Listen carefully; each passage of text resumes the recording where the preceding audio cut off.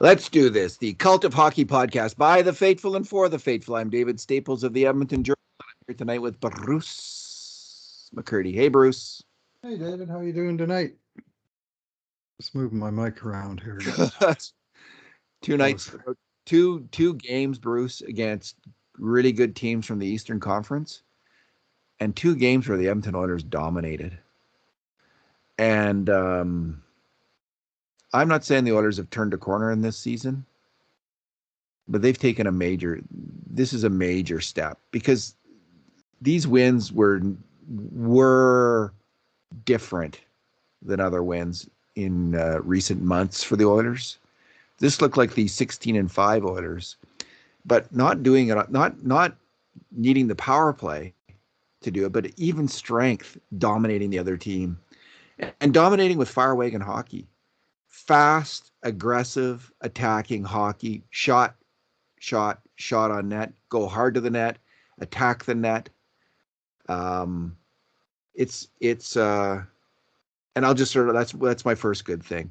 This is our two good things, two bad things, and two numbers podcast. Since I'm talking about this already, this kind of offensive play is a strength of the Oilers. It should, I think all year they've been a team in search of a definition.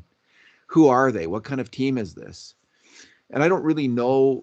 Tippett was known as a defensive hockey coach, and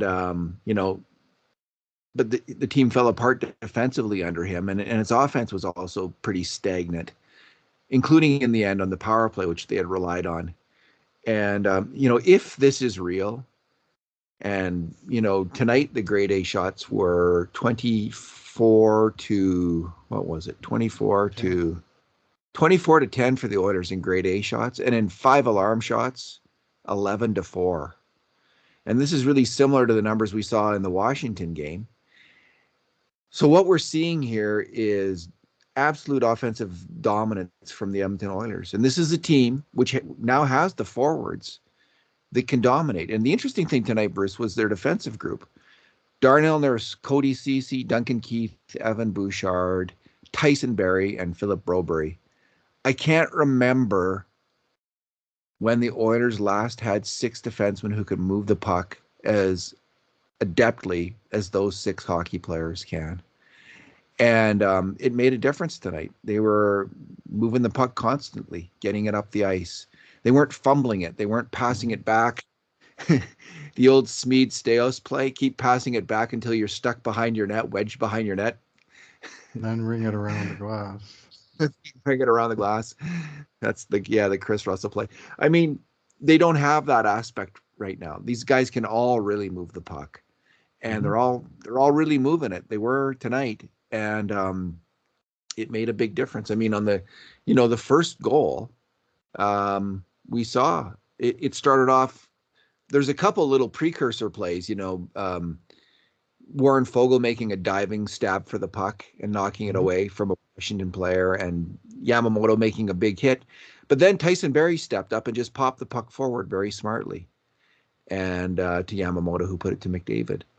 So that was just one example of the kind of smart, quick puck moving that we're seeing with this group of hockey players. I mean, Bouchard can really pass the puck, and he's looked good with Keith so far. Duncan Keith, all year long, Duncan Keith has passed the puck in superb fashion. He hasn't defended well, but he's really moved the puck. Ceci and Nurse are good puck movers. And, Tyson Barrie's an offensive hockey player, and Broberry's he's such an interesting hockey player. And I just think we're starting to see what he might be, because he's got, the plays that I'm loving right now are his neutral zone play, where he jumps up and the other team's rushing it out or trying to form an attack, and he just suddenly leaps up with his huge reach and agility and knocks the puck off their stick. And we see that usually a couple times a game. But seems like a pretty cool customer with the puck, and increasingly cool with the puck. And as long as he survives and doesn't get driven through the end boards, he's got to figure this out. He does have to figure that out, how to protect himself better. This looks like a top 4 NHL demon, who is is, fingers crossed, at least who is as good as Oscar Klefbom, and maybe will trend even higher. We never really saw what Oscar Klefbom could be because he kept getting hurt. So we don't really know what kind of player Oscar Klefbom might have been. I think we got an inkling of it in the 2017 playoffs when he was probably the best Oiler in the first series and one of the best Oilers in the playoffs. Just outstanding. But he just kept getting hurt. So with Broberry, we're seeing this, incredible size, agility, strong passing ability.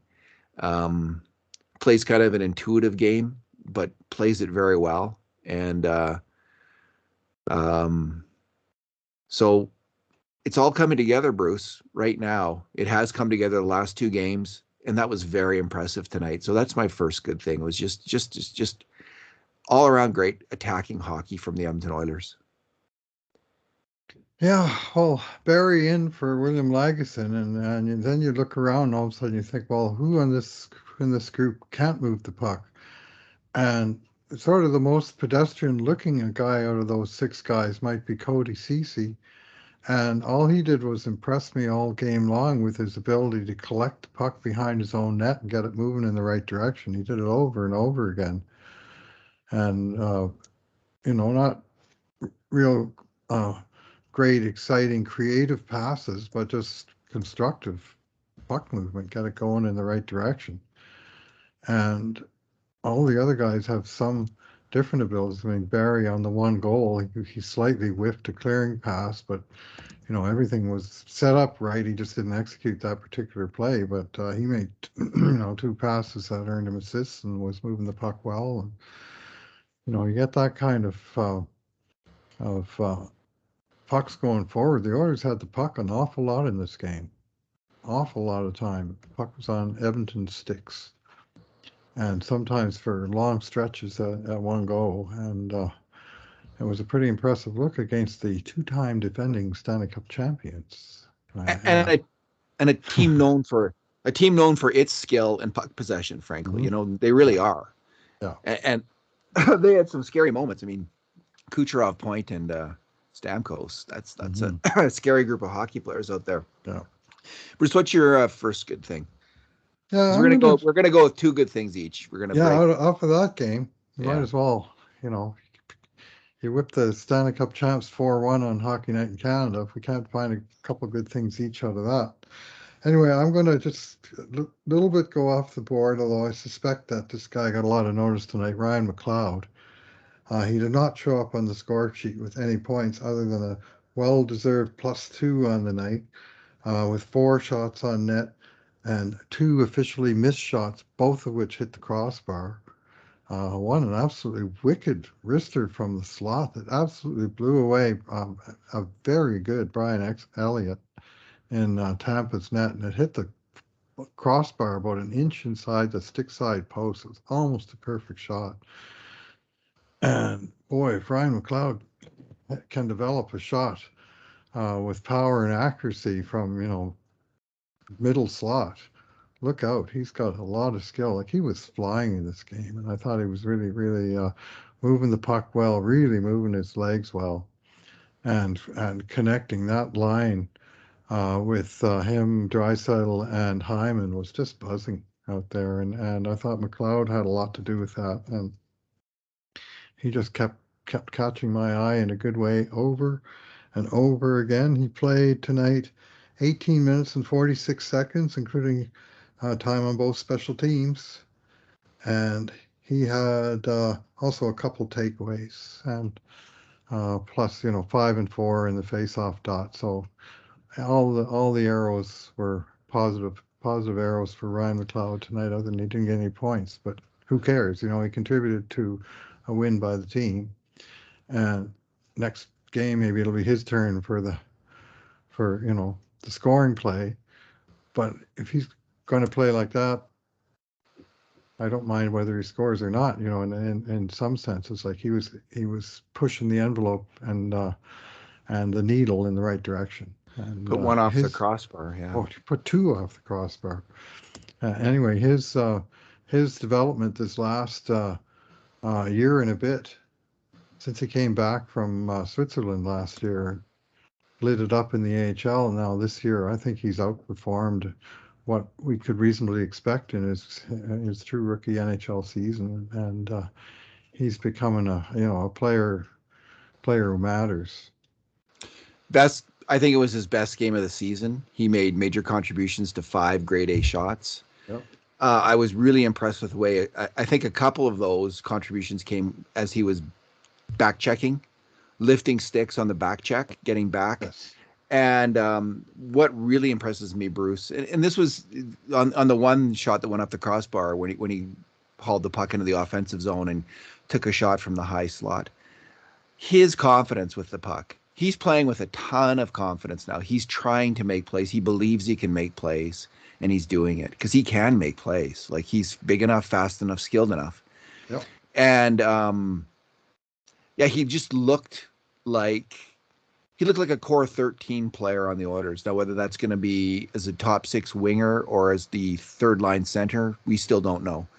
But he looked like a core 6 hockey player. And it's interesting because when Puljujärvi comes back, I mean, these top 2 lines, they just kicked butt tonight. Yes. They totally did, Bruce. Mm-hmm. The McDavid, Kane, Yamamoto line was fantastic. Mm-hmm. And if anything, it was outdone by the Draisaitl line with McLeod and Hyman. So these 2 extremely high-functioning lines right now. I don't know what are you going to do with Puljujärvi? It's a good problem to have. Put it, that's what they like to say when you got an overabundance of talent. But now you can have a third line you could conceivably have a third line. And when Nuge comes back, of course, then it's even better.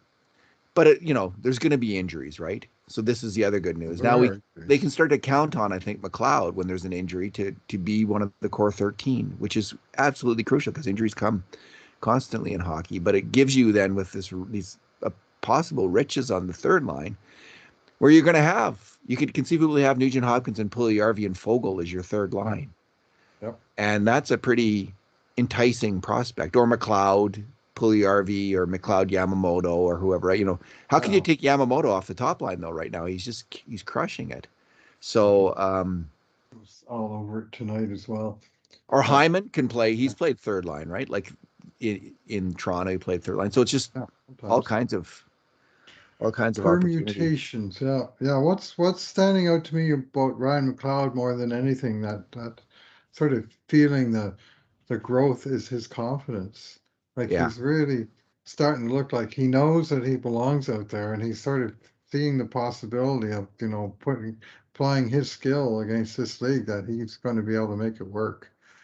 And he was playing wing tonight, but he looked every bit the top 6 winger to me, and one of the core 12 type players that we can look at going forward. And this is a guy just at the end of his ELC second round draft choice. Very rare thing, second day draft choice by the Oilers, that might develop into something way above his the draft bet. So, Bruce, my second good thing is Connor McDavid. And did he ever look good tonight? He was so fast. This is like, we haven't really seen this McDavid necessarily for a couple months. And it was great to see him tonight. Man, that was welcome, because, he, like Louis DeBrusque said, he was like making such fast moves. He was breaking ankles. Well, I think he was actually severing legs off bodies tonight. Such was his speed out there.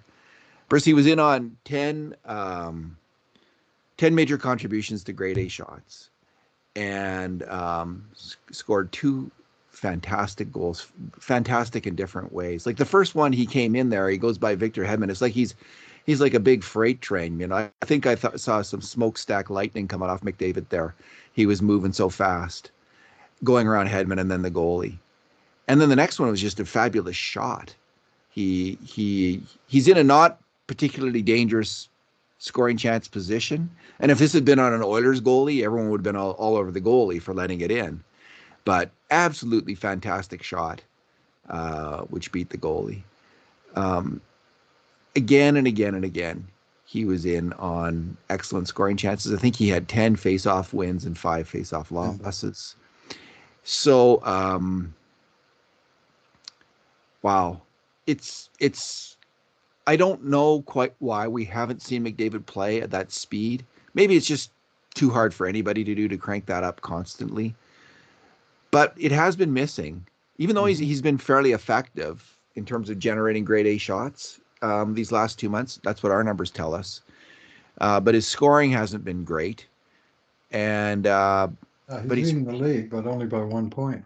yeah, exactly. He's Not caught a by McDavid. 30. What's wrong? He should be leading by 10 or 20. Well, like honestly, he should too. You know, right? Like he is Connor McDavid, and he's the highest paid player. He's the best player. He's the best attacker. So we don't know what it is that slowed him. Like he did get COVID. It might have been related to that. Maybe there was an injury. There was a rumor of that. None of this is known, but it was just great to know whatever it is. It looks like it's behind him. If it was anything, Bruce, it ain't there anymore. He was brilliant. I gave him a 9 out of 10. He was one of 2 players who got a 9 out of 10 in this game, and I think you're going to cover off the second one of those players right now. Yeah, well, that first McDavid goal, a little shout out to Kailer Yamamoto, who made an absolutely critical play in the neutral zone to just reach and stop the puck. And he didn't even move it; he just stopped it in place and just left it where McDavid was able to reach back and pull it in, and at speed.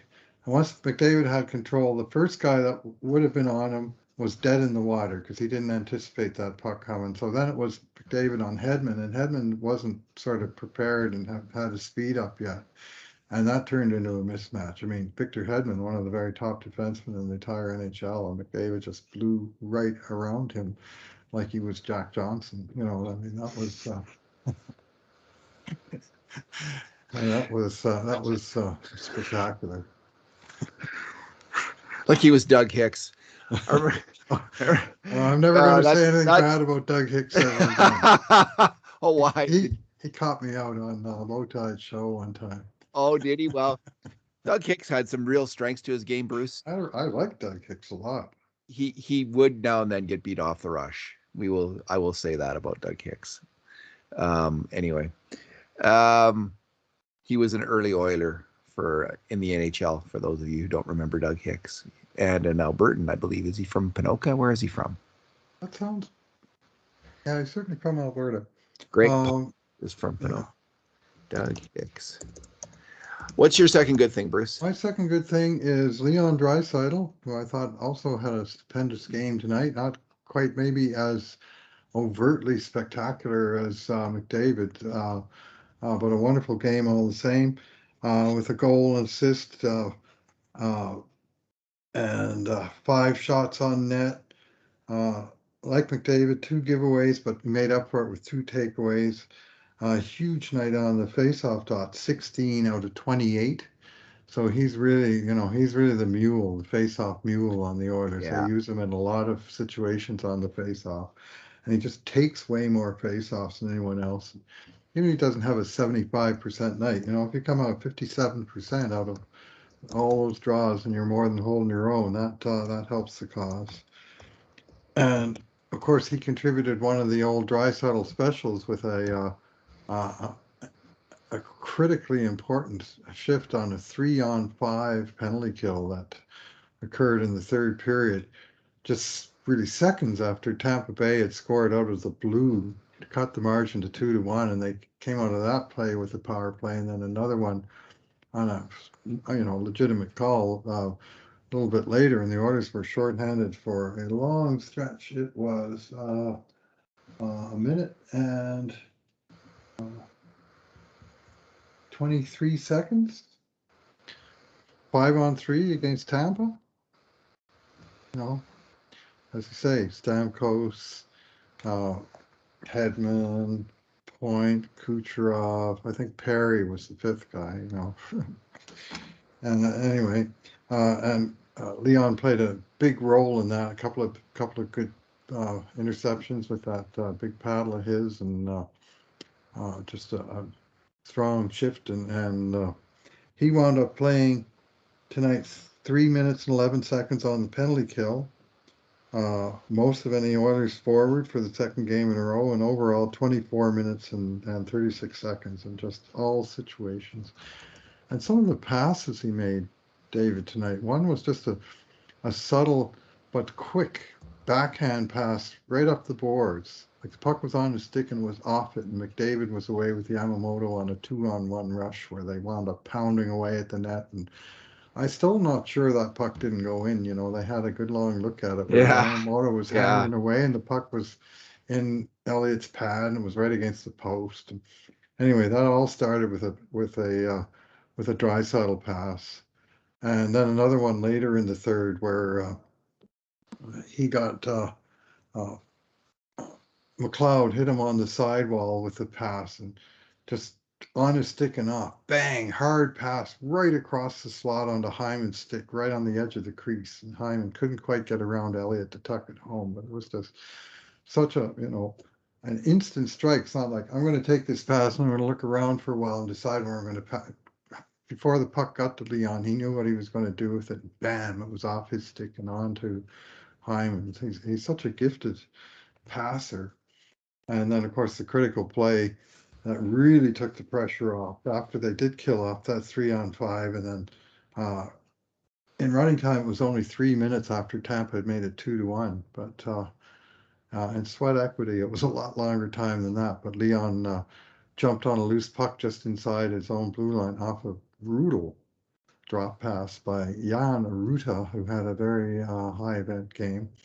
And Leon jumped on it and he just outskated. I think it was Hedman for him as well, and they just burned around him, deked Elliott, tucked it Yeah. home. And once it was 3-1, I felt pretty good again because when it was 2-0, I thought Oilers are dominating this game. Like they're just going to skate it out to the finish line, and that one goal kind of came against the play, and things got nervous for a bit. But thanks in large part to this play by Leon, the Oilers were able to fully seize control again down the stretch. And I just Yeah. thought we saw a little bit of everything out of Leon tonight. Quite a few really good defensive plays and interceptions of passes, and he sure gets that stick working for good. Even he gets burned once in a while, as we've discussed, but he also makes a lot of top-notch defensive stops. 12 major contributions for grade A Oh, shots. I gave him a 9 out of 10. yeah, that's Like that's fair. same as McDavid, and a Mm-hmm. number of eights, Bruce. This was and lots of sevens. I mean, this is just such a great game from the Edmonton Oilers that's what you should have as lots of players to get a great score of great. Uh, so we're on to bad things. This is just a small thing, but it might have been a big thing. And as we all know, the Oilers have been haunted by goals against early in the games. And so this play happened, I think, in the first 5 minutes of the game. Doesn't show up in our scoring chance chart because it didn't actually result in a grade A shot because Kucherov, one of the most deadly scorers in the league, missed the net.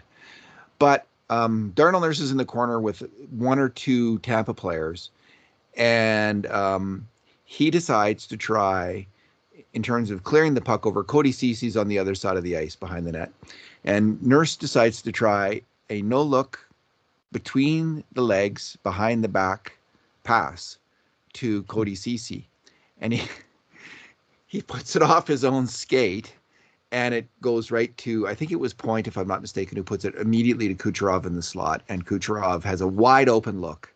Mm-hmm. Easily could have been 1-0, and he missed the net. And there was actually another sequence right at the end of the first period where they missed the net. I think Oh, that was Sorelli. on the That was power play. that was Oh, Bouchard and man. Hyman. That was Bouchard and Oh, Hyman. But this one was Darnell Nurse, soon to be your 9 million plus D man, your number one D mhm. man. Uh, And okay, Bruce, he's in a defensive slump, and he has been for a couple months. And his play has been marked a little bit by too much erratic play in his own end. And I don't know why that's happening, but it's something for him to think about. And because I know he's quite an analytical person, he goes over the videotape.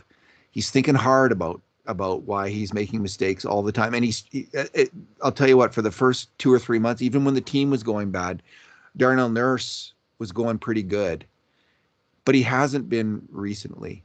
And I think this play is kind of typifies it.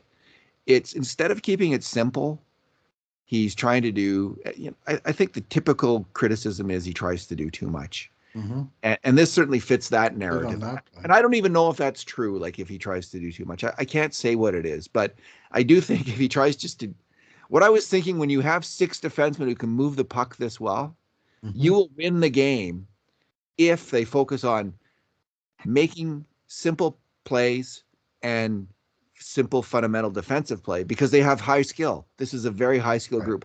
So all they have to do is just, we're not going to take a lot of chances out there, and we're going to make the easy pass when it's there. And then, the other stuff will just come because we've got such great skill.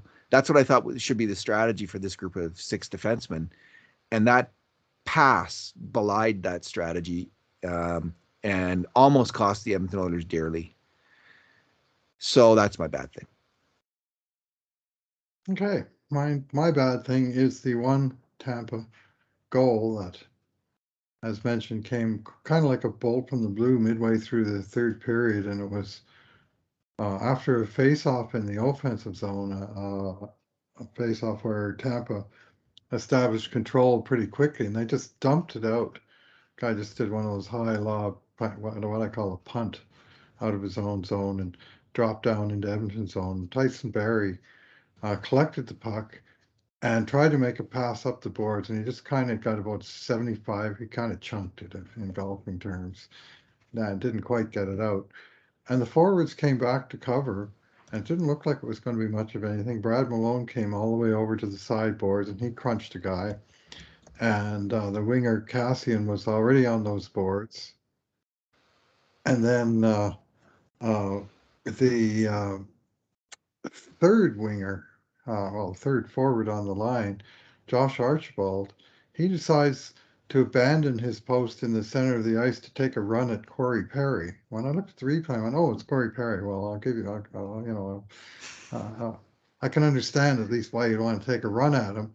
But the disciplined play there is to hold your position. You've already got your center all the way over there and your other winger on the sideboards. And instead, Josh Archibald decided to take a big run at Corey Perry. And Corey Perry is pretty good at doing exactly what he did there, which was take the hit and make the play Yeah. and make a pass across the ice to Zach Bogosian, not the most scary guy in the world. But Zach Bogosian's got the puck now in the middle of the slot, and all five Oilers are kind of gravitated over to the right wing boards, and the only guy even close enough to make a play on him is Philip Broberry, who's like 20 feet away, but he closed the gap quick and he reached out, and the puck, I'm convinced of it, clipped the bottom of Broberry's blade of his stick as he tried to get in the lane. I could hear it on one angle, and when I slowed it right down, I could see it just change direction a little bit, and it handcuffs Koskinen. And he moved one way and he couldn't quite recover to close the hole. But just a series of small mistakes to me. The biggest one was by Archibald, who's rusty, of course, because he hadn't played all year. But that was a play where trying to run a guy when you're leading 2-0 in the third period, take care of business first, which is mind your man. His man was Zach Bogosian. Zach Bogosian wound up getting an uncontested shot because the guy who should be covering him was way out of position. And then in the same sequence, just to make matters worse, after the goal was scored, there was a big scrum that happened when Patrick Maroon, this was the replay kind of showed it. I was mad at Malone, and then I saw the replay, and Maroon gave Malone a shove in the back, and he kind of pushed him forward. And so Malone almost ran into Sergachev, and he gave him an almost identical shove as Maroon gave him, but Sergachev flopped, and the ref took the bait and gave Malone a penalty for roughing. And it was undisciplined. It was a little bit unlucky, and Sergachev took advantage of the situation. I do not think Malone hit Sergachev enough to send him flying like that. And they only had the one replay, but it didn't look like much of a shove. But the bottom line is, fourth line went into the shift with a 2-0 lead, and they came out of it with a 2-1 lead in Tampa Bay on the power play with 10 minutes left in the third period. That is not a good result. No, not if you're the fourth line. And I liked Malone's game. Like I thought he played really well. Other than that, like I thought he was, and I like that. I like Cassian had a good game. He was hitting hard, so I like that fourth line. This can happen when you're going for the big hit, right? Like you can throw yourself out of position. Doug Hicks, by the way, is not from Ponoka. He is from Cold Lake, Alberta. And in his first year with the Oilers, to give Doug Hicks proper credit, so it's, he's sharpened his knife for me now that he's got you. He had 40 points in 78 games for the Oilers in the Edmonton's inaugural season in the NHL. So that's quite an accomplishment for plus 18. He was, I think, top plus player on the team that year, ahead of Gretzky. And he looked good until he didn't look good, and in his third year, in his third year, and the team just took a leap ahead of where he was at the time as a player. All right, Bruce, and I'll take your word that the Broberry tip was significant on that goal. I thought Koskinen should have had it, and if it did shoot up on him, maybe it just came in. Just came inside, and found it. It was just a handcuff. He was way out. Like, he did everything right on that goal. Koskinen was way out, and suddenly it beat him. Like, I think he's like, what I would say about him is he's a little slow. Like, he's a good positional goalie. But when something like that does happen, he's not the goalie who's going to suddenly adjust and make that save, because he's a little bit slow. And we saw that, I thought, on the kind of the quick shot was it last game? The quick shot from the Backstrom. And then again here, where if there is a quick adjustment to make, he's not the goalie who's going to make it. And that leads to goals against that I personally don't think should happen on shots that I don't think are particularly dangerous. But that's what I'll say about that. He did make 31 saves, and he was named second star between McDavid and Draisaitl, so he must have done something right in there. Second star. I gave him a 6. Like, he didn't. We only had how many grade A shots did we get? Like 10. Did they have 11? 10 or 11? 10. One goal. Well, if you include, that now we've changed that one to a grade A, so that's 11. So 11. So that's pretty good. Just let in the one goal. You could give maybe a 7 would have been more appropriate, but there's only 4. There was only 4 or 5 alarm. Definitely not an 8. He didn't have to do enough, but there was only 4 or 5 alarm shots. Only 4 or 5 alarm shots, which is a really low number. So, like, he made a good save early in the game off a tip shot, and then there wasn't really another really difficult chance till early in the third period. So, listen, a 7 would be fine too. You could give him a 7, that would be fine. I shortchanged him a little bit, but I did hold him accountable on that goal. Maybe more than is reasonable. I could be wrong. So my number, Bruce, is 21, and that's the number of grade A shots Connor McDavid has had on the breakaway this year, and he scored 6 goals. He scored one tonight, the first goal. Leon Draisaitl also got one. And to put that in perspective, his 21, the next 2 players have 22 combined. That's Draisaitl and Hyman. And both of them have 2 shorthanded, 2 each shorthanded, and the rest are at even strength. McDavid has 20 at even strength and 1 on the power play.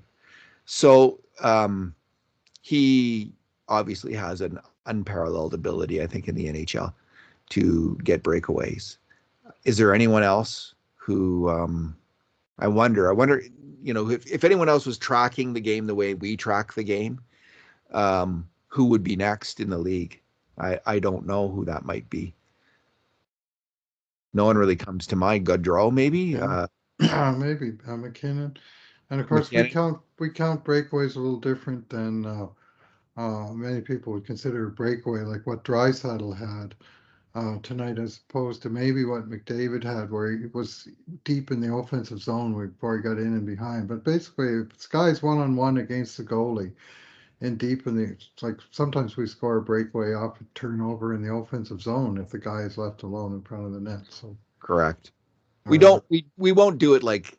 He's got to skate in a bit, like time to deke or shoot. Right? He's got the full range of chances of options. That's right. He's moving in, and he can go either way, and he can get a shot, or he can deke the goalie. That's what we see as a breakaway, and it can happen very quickly. It doesn't have to be full ice breakaway. But so 21 times he's done that, and he's got the 6 goals, including tonight. So it was again. I just want to remark on what a great treat it is to be an Oiler fan in the McDavid era. And it's colored in frustration because the team itself hasn't been great. And this year, McDavid himself has seemingly, like, if you look at just his points production, he hasn't been great since the new year. He's coming on again right now. But it is fantastic to see this player. Like, tonight's game was just out of this world good. I marveled again and again at his level of skill. It was delightful. The way he can move with the puck and change direction so rapidly. And there was one play that you remarked on. I think he won the face off, or it was just off a face, and he moved kind of to himself. outside, inside into the slot and put it on net. It was just a fantastic display of offensive hockey where he's threading the needle again and again between opposition players, stick handling the puck before getting a shot off. It was tremendous. He was the only guy in the ice who touched the puck. He won the face-off off to the side, and then he recovered it himself. And then he was not quite stick handling in a phone booth, but he certainly was stick handling within the face-off circle. And it seemed like he beat 3 or 4 guys, and he wired a shot. I would have loved to see that go in. That would have been a pretty special goal. Of entire sequence where only one player on either team touches the puck right from the drop.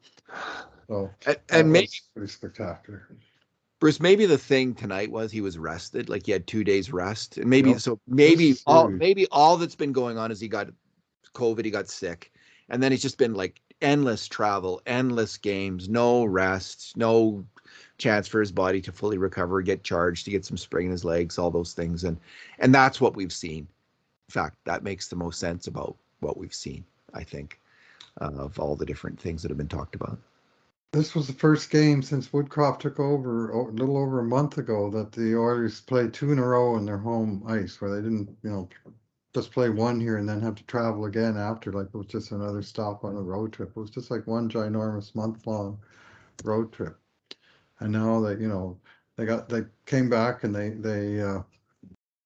played the one against Washington, and then they got the 2 clear days off, but they got a rest day, and then they got a full practice day. And by tonight, they looked a lot fresher. I thought the whole team looked a lot fresher than I've seen for a while. Now they got 2 more days off to rest up for their next game. So they're in a good spot. If they got their game together, they have a run of opponents here that they should beat. That doesn't mean they will beat, because hockey's a funny game and pucks bounce in strange ways. But it is. You'd like to think they're in pretty good shape now. They're missing 2 players, but they're not missing like 7 or whatever it was not that long ago. And there's lots of arrows pointing in the right direction, as you say. The defense is looking pretty close to the 6 that they might, if everybody was available. I mean, they're really only missing Chris Russell at this point. And they're choosing the players on merit, as opposed to, well, we got to call up 3 guys from the minors because all these guys are on COVID or all got hurt, whatever. So that's a positive. So I wonder if Russell's back, if they play him over Broberry. I don't see how they would at this point. Like, he's just I don't think so. This kid, how do you keep him out of the lineup the way he's playing the last few games? I mean, he only played 12-24 tonight, so it wasn't like he was this was third pairing duty. But nonetheless, those are pretty solid 12-24. Bruce, what is your number? Oh, my number is going to be 49, which is the number of shots on net Edmonton mustered against the Stanley Cup champs tonight. I keep mentioning that, and I do think the champs are in a little bit of a dip. Like they came out west and they got beat 7-4 in Winnipeg, 4-1 in Calgary, now 4-1 in Edmonton. Now they have to go to Vancouver tomorrow night. And they're, it's a long season, and they've played a lot of hockey over the last 2 years. So you're going to expect a dry spell here and there. And they're probably in one because they didn't have a huge amount of jump, but Edmonton took it to them, was part of the reason. And 49 shots on net, I mean, that's a choice. 15 of them on the power play. And, Evans was shooting from everywhere. The only Oilers, all the defensemen had at least 2 shots on net. Shades of Jim Playfair. But the only forwards that didn't have any were Josh Archibald, Warren Fogle, who hit the crossbar. And Archibald hit the post. And Archibald hit the post, you're right. And and Zach Cassian. I mean, two of those guys played on the line that only played a handful of minutes. Yeah. And otherwise, you're getting all kinds of crooked numbers. 7 shots by McDavid, 6 by Hyman, 5 by Draisaitl, 4 each by Yamamoto, McLeod, Kane. I mean, these are the guys you want shooting the puck for the most part that were firing away. And I got to say, Brian Elliott, I thought he was fantastic in this game, and he had a lot of luck from his post. But it was like he was he was reading a book that he'd read before because he knew where to go before the shot. Like he was so well positioned. It looked like here's a pass and a one-timer, and he's already there and waiting for it. And just a very subtle, sound positional goalie, which is how you get to 500 games in the NHL as a goalie. That's hard to do. Tampa, man, they just don't miss a beat. They lost Curtis McElhinney to retirement, and they just went out and found another veteran goalie. It was, low key, low maintenance. Will go in there, when they need to give the main guy a rest, and otherwise, he'll just do his thing. And they got an excellent backup netminder there in Elliott. Alrighty. So we got some games coming up against Eastern Conference teams that, in theory, are winnable games for the Oilers. They got three in a row, right? Who are they coming up? Detroit, Buffalo, and New Jersey, and all three beat the Oilers earlier this season, so they owe some revenge this week coming up for earlier insults. So but Detroit, their first they lost 3-0 in Calgary tonight, and what was a much more one-sided game than that, from what I saw of it. Yeah, they got a couple of real hotshot rookies in Lucas Raymond and Morris Seider that are going to be entertaining NHL fans for a long time. They'll be fun to watch, but you'd have to think Edmonton should be favored in all three of these games, and it's just a matter of them, Jay Woodcroft and staff, getting them focused to get down to business and take care of it. And Puljujärvi might be back for Friday's game, I understand, or Thursday's game, I understand, right? That's the rumor. mm-hmm. So we'll see what happens there. Bruce, I just hope they can keep it going. I mean, they need a winning streak right now. They got to Absolutely string together some games, like just keep winning, like play your game, like, and you don't know what's going to happen, even in a game where they were as dominant as they were in this game. Like, forget who the opponent was. The Oilers smushed this other team, but they almost could have lost the game if on that 5-on-3. I mean, it was 2-1 then, and the Oilers had been absolutely dominant up to that point, just crushing them on grade A shots and 5 alarm shots. But this is hockey. This is hockey in the NHL where these teams are really close. There's not a lot of difference between the best team and the worst team, and